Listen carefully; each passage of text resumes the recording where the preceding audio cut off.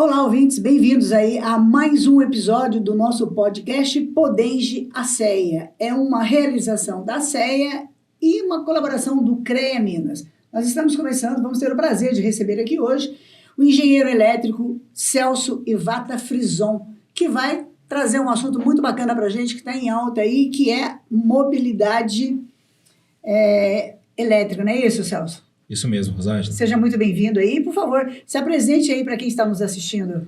Primeiramente, muito obrigado. Quero agradecer a CEA, também ao CREA Minas pelo convite da gente participar aqui do Podenge. Então, me apresentando, como a senhora apresentou, meu nome é Celso Ivata Frison. Minha formação, sou engenheiro eletricista pela PUC Minas. Tenho mestrado e doutorado pela Unicamp, também em engenharia elétrica. E a minha conexão com a mobilidade elétrica é uma conexão convergente, que eu digo, né? Desde pequenininho, eu trabalho com mecânica automotiva, né? Meu pai tem uma oficina mecânica em Poços de Caldas, e aos 18 anos ele falou, não, agora você vai estudar. E aí eu fui estudar, fiz toda a minha capacitação na parte de elétrica, e aí acabou que em 2019, através de um projeto que a gente desenvolveu lá na PUC Minas, né? Também sou docente da PUC Minas hoje, dos cursos, voltado para engenharia elétrica, para mobilidade elétrica. Então, dentro desse projeto, eu uni o que eu já gostava, que era carros, mecânica, com a parte de elétrica, né, que estudei a vida inteira. Então, com isso, hoje, né, atuo de uma forma muito grata e muito incisiva na parte de mobilidade elétrica. Bacana, só um pouquinho para nós, o que é mobilidade elétrica e por que ela é importante no contexto atual? Rosângela, a mobilidade elétrica, o próprio termo já nos diz o que significa, né? Nada mais é do que a gente usufruir do nosso direito de ir e vir através de mecanismos que usam alguma coisa eletrificada. É claro que quando a gente fala em mobilidade elétrica, o primeiro conceito ou o primeiro item que vem na mente é o carro elétrico, né? Que é talvez o mais popular. Mas a gente pode falar do patinete elétrico, da bicicleta, do trem, do ônibus, do caminhão e, claro, do carro elétrico. E esse modal, né, eletrificado, que pode ser 100% elétrico ou parcialmente eletrificado, ele está ganhando muita importância no mundo atual por conta do contexto, principalmente de sustentabilidade. Quando a gente pensa num veículo elétrico, né, ele não tem escapamento, então ele não emite gases poluentes e dessa forma ele consegue contribuir, né, para não aumentar ainda mais, né, todos os problemas climáticos que nós temos aí mundo afora. Com certeza. Celso, quais são os principais benefícios dos veículos elétricos em comparação com os veículos em combustão? São vários, Rosângela. O primeiro e o que está levando a mobilidade elétrica para ser esse patamar que está hoje é o fato de não ter poluição. É claro que a gente tem que pensar que um carro elétrico ele é carregado, né, com energia elétrica e essa energia elétrica, por sua vez, tem que ser gerada sem também emitir poluentes. Uhum. Nesse contexto, o Brasil é um protagonista da história, porque nós temos aí quase 90% da nossa matriz elétrica sendo composta de fontes renováveis. Água, ventos e o próprio sol, né, compõem grande parte da nossa matriz energética e com isso a gente consegue carregar um carro elétrico no Brasil, de fato, sem emitir gases poluentes e, consequentemente, o veículo andando por aí também não tem esse problema de emitir poluentes. Um outro ponto muito importante da parte, por que escolheram um motor elétrico, né, para fazer a tração de um veículo elétrico, claro, é por conta da sua eficiência. O motor a combustão interna, ele, né, como a gente sabe, né, o motor injeta o combustível na câmara de explosão, gera uma faísca, aquilo explode, né, e isso dá toda a tração mecânica na roda. A eficiência disso é muito baixa, porque grande parte da energia que está ali sendo explodida naquele momento vai ser dissipada de forma térmica. Então, quando a gente fala de eficiência energética, o motor de combustão interna ele é muito pouco eficiente. Enquanto as máquinas elétricas, a gente consegue chegar muito próximo dos 99%, 98% de eficiência. Ou seja, o que a gente usa de energia, quase que na sua totalidade se transforma em tração na roda e, consequentemente, a gente tem uma melhor eficiência, né? E pensando em engenharia, né? A gente quer ser mais eficiente em tudo, a gente consegue chegar nesse ponto. Você pode explicar para a gente como que funcionam as baterias dos veículos elétricos e quais as principais inovações nesta área? As baterias de veículos elétricos, hoje, vamos dizer assim, a busca do momento é conseguir uma bateria que seja mais eficiente possível.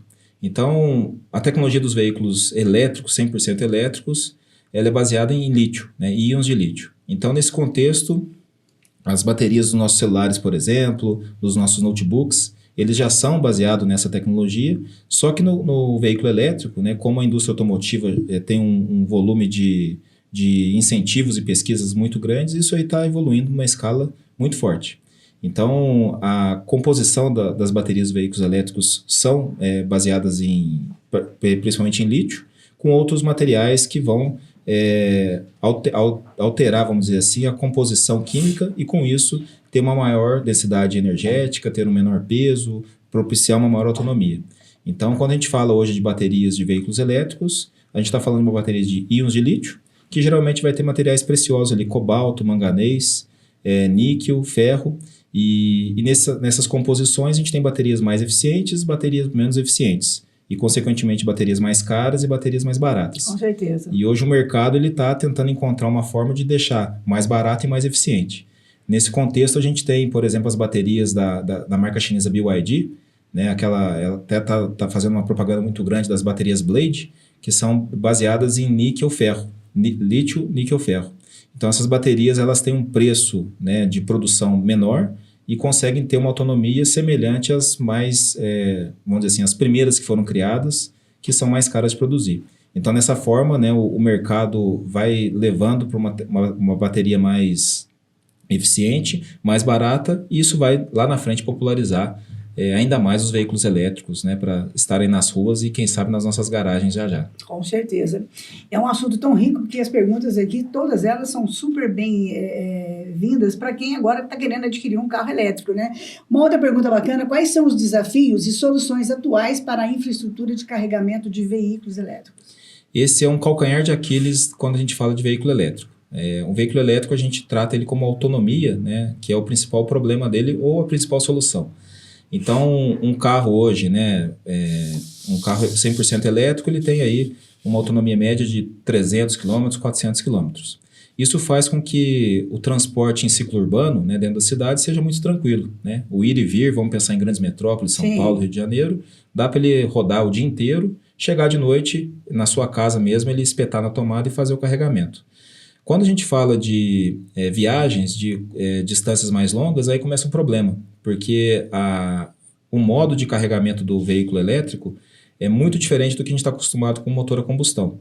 Eu chego no posto com o meu carro, né, a gasolina, encho o tanque, em 5 minutos, encheu o tanque, paguei e já estou indo embora. Sim. No carro elétrico, nas melhores das condições, vamos dizer assim, né, com os carros que a gente tem hoje, com as tecnologias, a gente tem que parar num eletroposto, esperar pelo menos 1 hora para a gente ter uma carga quase completa para poder seguir viagem. E como problema de infraestrutura é que a gente não tem muitos eletropostos.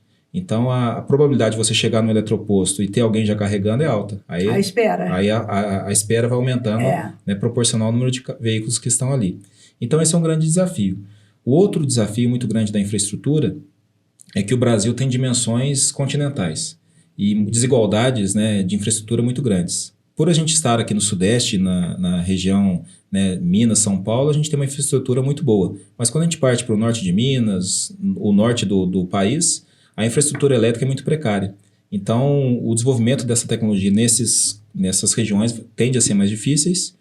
E um outro problema que a gente tem, né, se a gente pudesse apertar uma tecla e transformar todos os carros a combustão em veículos elétricos, nós não teríamos energia suficiente para carregar todo mundo. Com certeza. Então, a própria matriz energética do Brasil, que é muito sustentável, porém, não tem capacidade de fazer esse carregamento, né, se tiver um volume muito grande de veículos que forem disparados no mercado. Como que a mobilidade elétrica contribui para a redução das emissões de carbono e também a sustentabilidade ambiental? O veículo elétrico,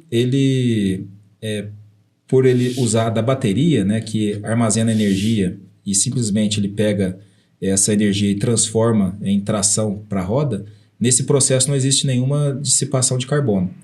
Então, nesse contexto, é ideal, né? É claro que existem a parte, né, da construção da bateria, né, que existe em alguma parcela da produção uma mineração, a logística de transporte, tudo